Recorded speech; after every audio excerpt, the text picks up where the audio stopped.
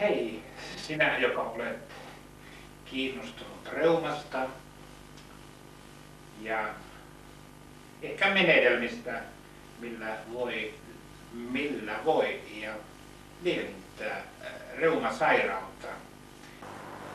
Oli muutamia vuosia sitten Lundin reumasairaalassa ja en pystynyt ehkä kampaamaan tukkaa pitämään kahtikuppia kädessä.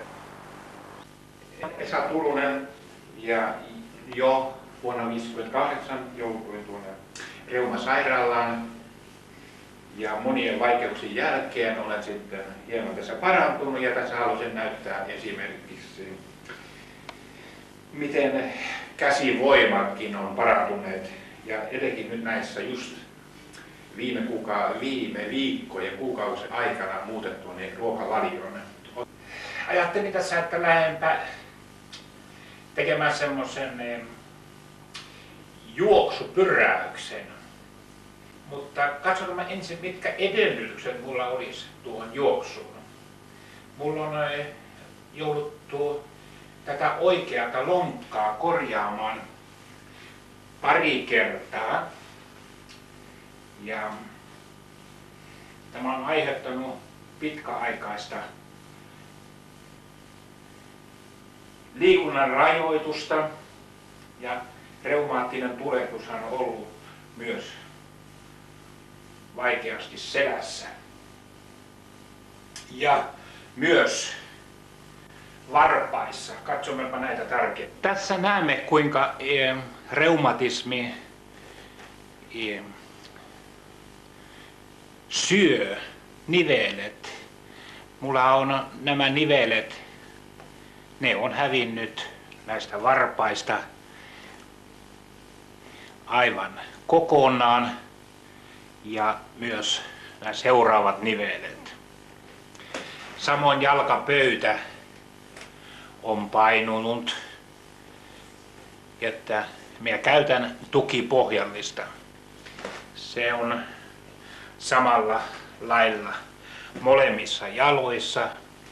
Tämä ukkovarvas tästä, tämä on jo kerran korjattu. Ja näillä jaloilla mä aion näyttää, että vielä sitä kun niistä saadaan tulehdus pois, niin niillä vielä juosta kiputtelee.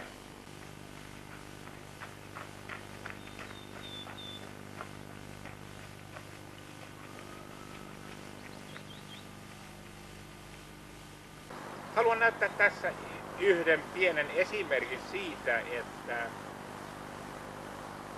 kuin parantuminen voi tapahtua, kuinka voimat palautuvat, kuinka kädet nousevat.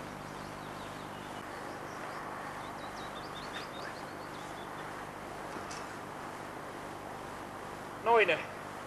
Siinä tuli jotain 25-28 metriä tuommoinen lämmittelyheitto,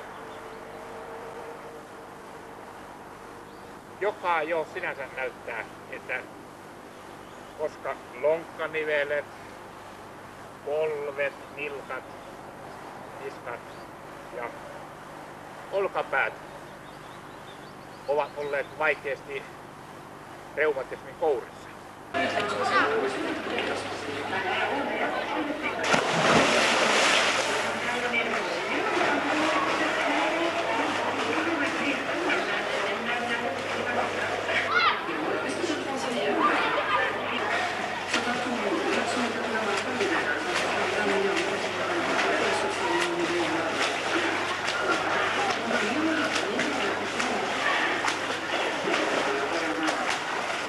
Olen tehnyt tässä muutamia esimerkkiä siitä, että toivottomassakin tapauksessa on vielä toivoa.